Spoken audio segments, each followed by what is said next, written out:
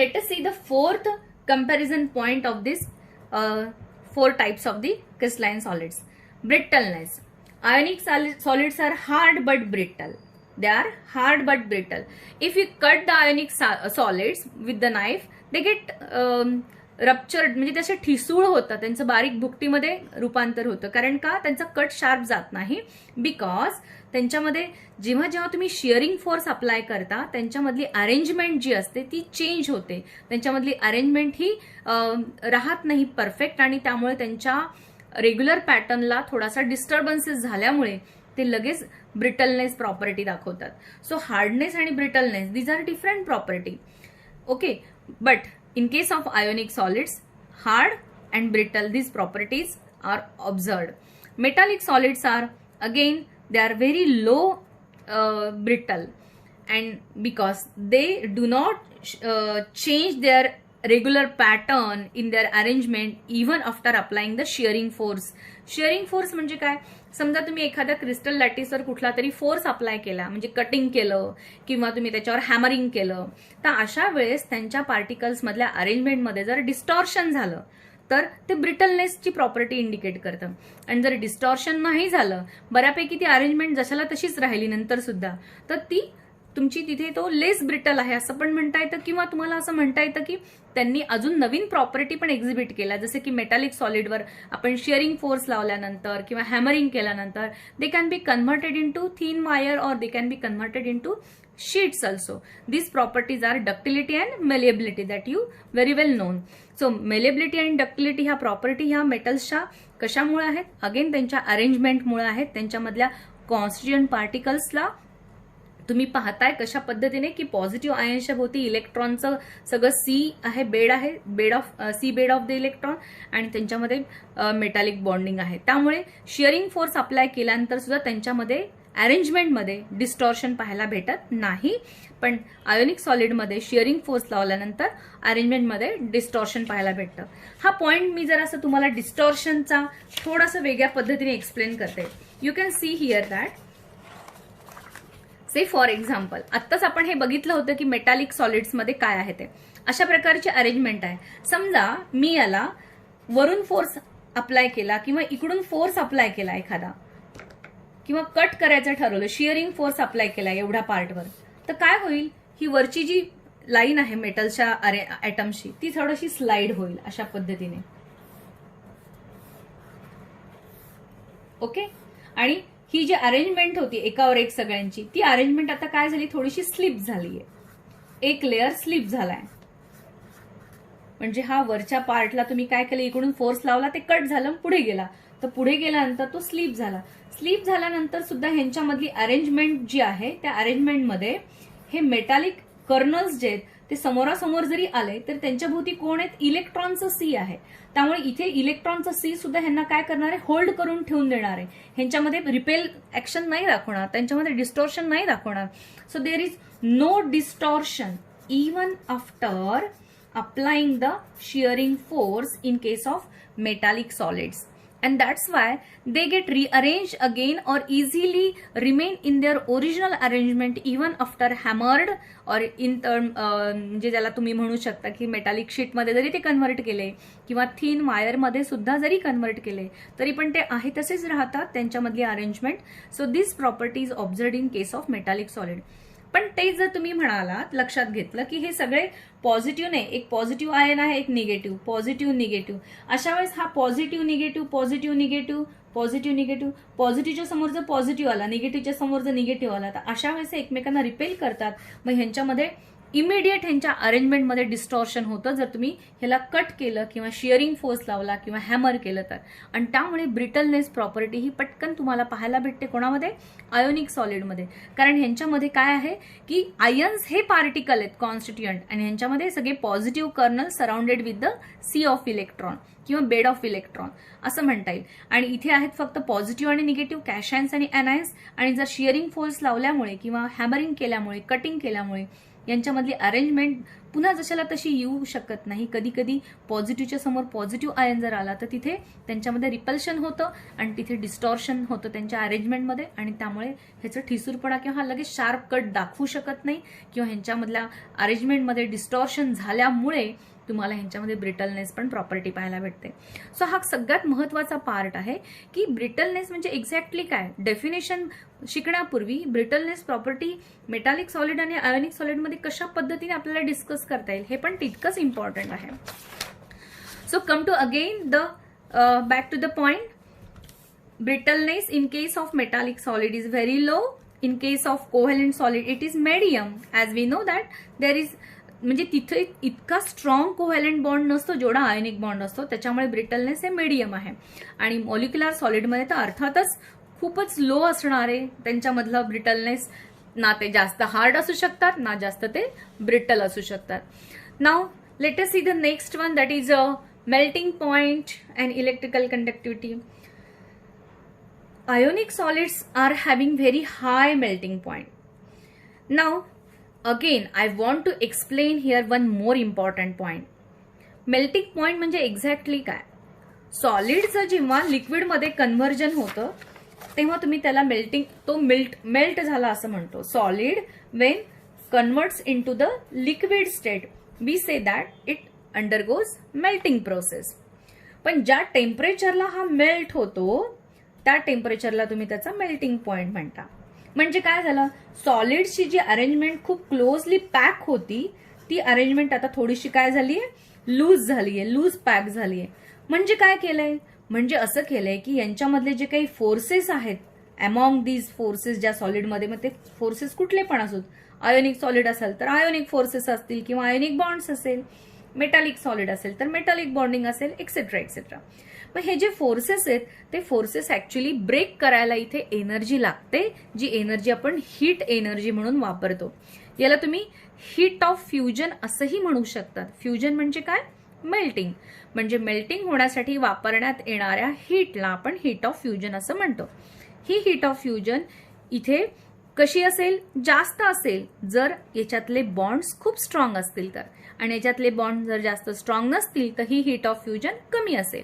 म्हणजे कुठलाही सॉलिडचा melting point कशावर डिपेंड केला जाईल तर त्याच्या हीट ऑफ फ्युजनवर. आणि हीट ऑफ फ्युजन कशावर डिपेंड आहे तर त्या मॉलिक्युलमध्ये असणाऱ्या बॉन्डच्या स्ट्रेंथवर. जेवढा स्ट्रॉंग बॉन्ड असेल तेवढी हीट ऑफ फ्युजन जास्त लागेल, जेवढा बॉन्ड कमी स्ट्रॉंग असेल तेवढी हीट ऑफ फ्युजन कमी लागेल.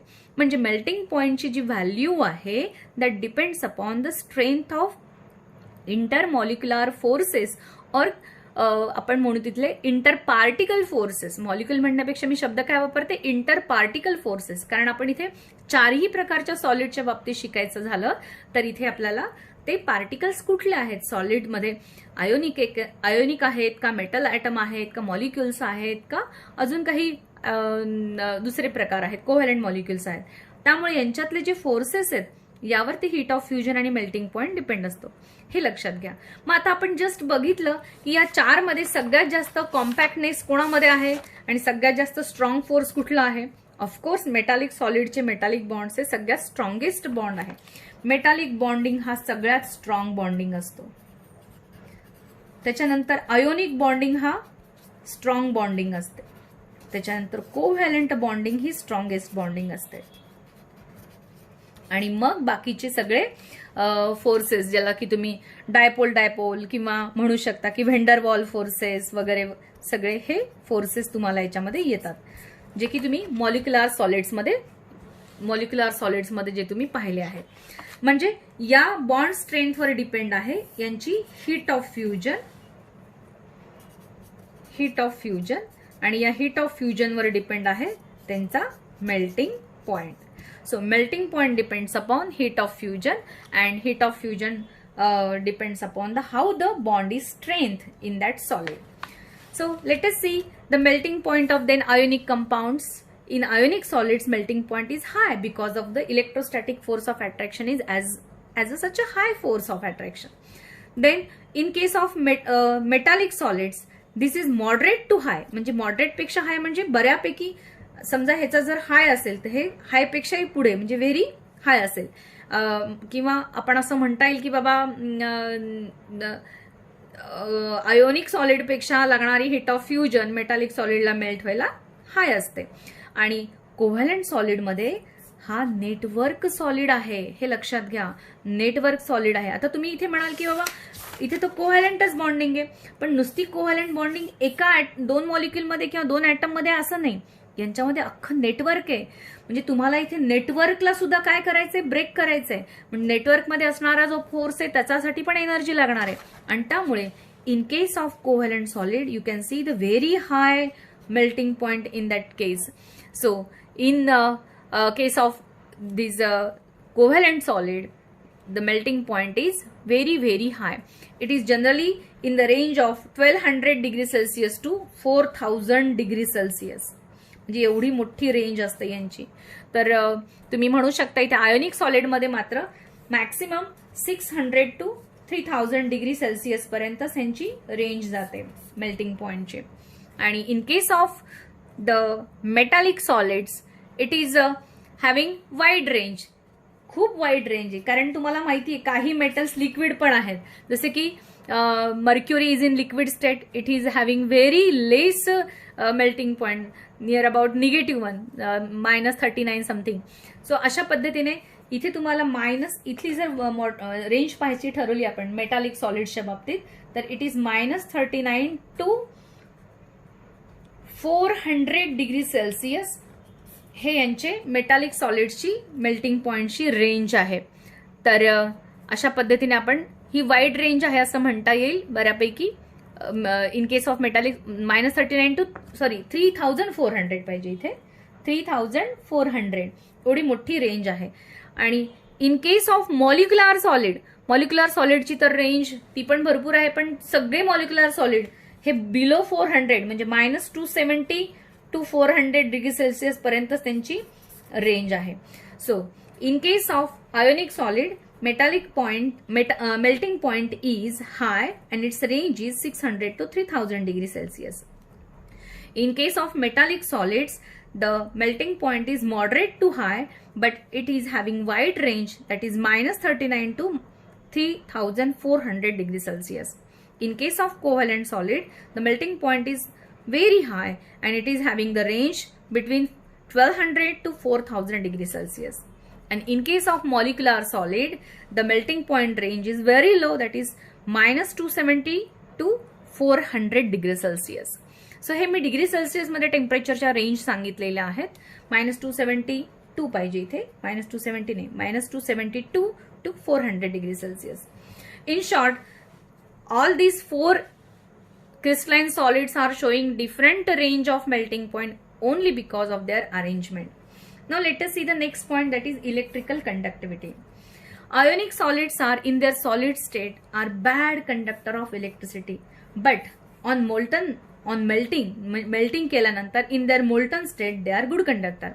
काय होतं बरं मोल्टन झाल्यानंतर, ते मेल्ट झाल्यानंतर आयोनिक सॉलिड्सचे आयन्स वेगवेगळे होतात.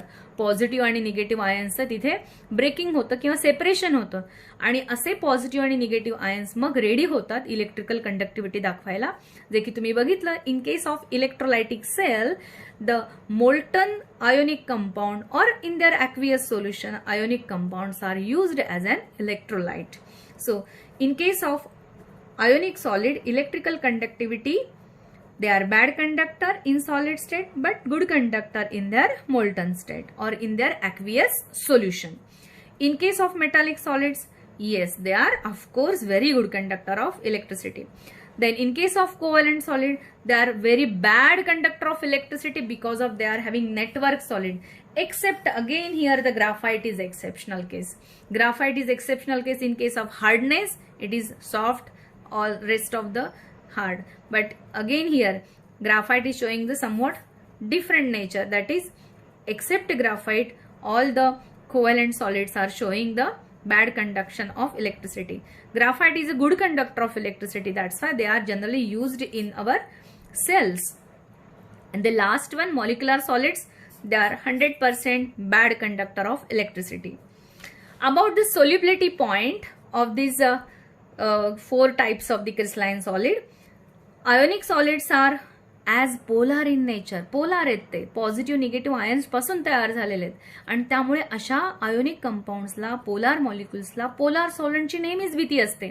And that's why when they get enter in the water which is a polar solvent one, they get easily dissolved in it. So they are soluble in polar and insoluble in non-polar solvent. Ionic solids are soluble in polar solvent like water and insoluble solvents like non-polar solvents like benzene and other such aromatic compounds or organic compounds, organic solvents. In case of metallic solids, insoluble in polar as well as non-polar solvents. Of course, कारण ते मेटल्सचे असल्यामुळे metals कशातच तसा dissolve होत नाही. आणि म्हणजे आपण polar solvent like वॉटरचा विचार केला तर, पण काही ॲक्वारेजिया सारखे जे काही सॉल्व्हेंट्स असतात किंवा मिक्सचर ऑफ सॉल्व्हेंट्स असतात त्यांच्यामध्ये काही मेटल्स डिझॉल्व्ह होतात, ती गोष्ट वेगळी. पण जनरली सॉल्व्हंट म्हणून वापरला जाणारा जो वॉटर आहे, जो युनिव्हर्सल सॉल्व्हंट म्हणून वापरतो, त्याच्यामध्ये मेटल्स इनसोल्युबल आहेत. इव्हन नॉन पोलार सॉल्व्हंटमध्ये सुद्धा मेटल्स इझिली सोल्युबल नाही आहेत. नाव कोव्हॅलंट सॉलिड्सच्या बाबतीत जर आपण हा पॉईंट बघायचा असेल तर कोव्हॅलंट सॉलिड्स हे पण इनसोल्युबल असतात पोलार सॉल्व्हंटमध्ये, कारण कोव्हॅलंट सॉलिड्स हे नॉन पोलार असल्यामुळे ते पण पोलार सॉल्व्हंट्समध्ये डिझॉल्व्ह होत नाहीत. सोल्युबिलिटी कशावर डिपेंड असते माहिती का तुम्हाला? की जर एखादा सबस्टन्सला जर तुम्हाला पाण्यामध्ये डिझॉल्व्ह करायचंय आणि त्या सबस्टन्सला जर तुम्हाला एखादा रॉकेल किंवा केरोसिनमध्ये डिझॉल्व्ह करायचंय तर तो सबस्टन्स आधी नेचर बघायला लागतं. जर तो सबस्टन्स पोलार असेल तर वॉटर लाईक पोलार सॉल्व्हंटमध्ये तो डिझॉल्व्ह होईल. जर तो सबस्टन्स नॉन पोलार असेल तो बेन्झिन किंवा पेट्रोल लाईक किंवा केरोसिन लाईक सबस्टन्समध्ये तो डिझॉल्व्ह होईल. म्हणजे तो सबस्टन्स कसा आहे दिलेल्या सॉल्व्हंट सोबत त्यावर ते डिपेंड करतात. म्हणजे लाईक असते, म्हणजे दोघांचं पण नेचर लाईक असेल तर लाईक डिझॉल्व्स इन लाईक असं म्हटलं जातं. लाईक डिझॉल्व्स इन लाईक म्हणजे काय? Polar substance dissolves in polar solvent, non polar substance dissolves in non polar solvent. हा त्याच्यातला फरक आहे.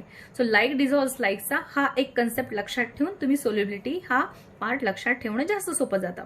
म्हणून हे वाक्य लक्षात राहू द्यायचं. Like dissolves in like means polar substance dissolves in polar solvent, non polar substance dissolves in non polar solvent. हे जनरल किंवा ऑलमोस्ट सगळ्या प्रकारच्या सबस्टन्सेसला लागू असणारं वाक्य आहे. काही एक्सेप्शनल केसेस असते, but mainly this part is important. Now in case of molecular solids, the solubility, some are soluble but some are insoluble. Again तुम्ही मॉलिक्युल कुठला घेताय? जर मॉलिक्युल पोलार असेल तर सोल्युबल, नॉन पोलार असेल तर नॉन सोल्युबल. अगेन तेच गोष्ट आहे की लाईक डिझॉल्व्स लाईक आणि त्याच कन्सेप्टवर याची पण सोल्युबिलिटी डिपेंड आहे. सो आपण थोडक्यात काय केलंय की आतापर्यंतच्या क्रिस्टलाइन सॉलिड्सचे जे काही 4 टाइप्स आहेत त्यांच्या constant particles, binding forces, hardness, brittleness यांच्यावर सगळं डिस्कशन केलं. आता थोडेसे एक्झाम्पल्स पण बघूयात. आयोनिक सॉलिड्सचे एक्झाम्पल्स जसे की sodium chloride, zinc sulphide, potassium nitrate, calcium oxide, barium chloride, ज्याच्यामध्ये आयन्स आहेत हे सगळे. तर मेटॅलिक सॉलिडमध्ये मेटल्स आणि अलॉईज येतात. तर कोव्हॅलंट सॉलिड्समध्ये diamond, graphite, sulphur, quartz, silica, silicon carbide यासारखे सगळे कोव्हॅलंट सॉलिड, ज्याला तुम्ही नेटवर्क सॉलिड असंही म्हणता.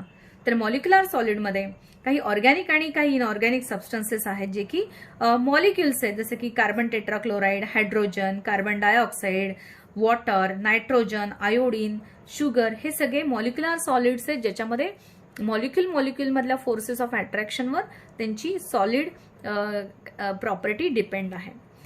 आपण थोडक्यात काय पाहतोय की सगळे characteristics of all the types of this.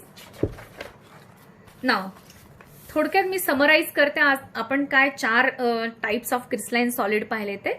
We learn the 4 types of the crystalline solid: ionic solids, covalent solids, molecular solids and metallic solids. Okay, so यामध्ये आपण आयोनिक सॉलिडमध्ये आयन्स कॉन्स्टिट्युएंट पार्टिकल्स असतात. कोव्हॅलंट सॉलिड्समध्ये काय particles कोणते constant particle असतात? तर सगळे कोव्हॅलंट सॉलिड्समध्ये कोव्हॅलंटली बॉन्डेड ॲटम्स किंवा ॲटम्स असतात. तर मॉलिक्युलर सॉलिड्समध्ये मोनो ॲटॉमिक और पॉली ॲटॉमिक मॉलिक्युल्स असतात. तर मेटालिक सॉलिड्समध्ये मेटलचे ॲटम्स असतात. आणि यांच्यामधले कॉन्स्टिट्युएंट फोर्सेस पण पाहिले आपण, यांचे एक्झाम्पल्स पाहिले, यांच्या प्रॉपर्टीज पाहिल्या.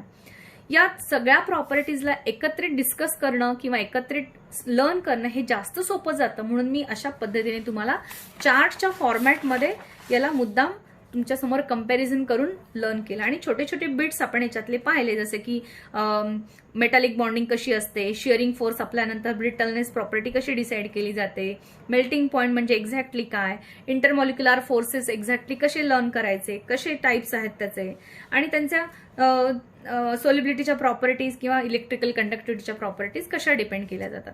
तरी पण याच्यातल्या काही प्रॉपर्टीज ज्या आहेत ना, तुम्हाला डिटेलमध्ये या टॉपिकमध्ये पुढे शिकायच्या आहेत. तुर्तास आपण इथे काय पाहिलंय, we learn about the introductory differentiating points for the all these 4 crystalline solids, that is ionic, metallic, covalent and molecular solids. So as a homework म्हणून तुम्ही तुमच्या टेक्स्टबुक मधलं हे आर्टिकल थरोली वाचा, त्याचे एक्झाम्पल्स पण लर्न करा आणि त्याच्यावर असणारे काही MCQ किंवा क्वेश्चन्स असतील तर ते पण सॉल्व्ह करायचा घरी प्रयत्न करा. रोजच्या रोज हे आर्टिकल्स थोडे थोडे मी अपलोड करत आहे. So thank you for that. So let us see in next lecture our the unit cell and type of unit cell. Thank you.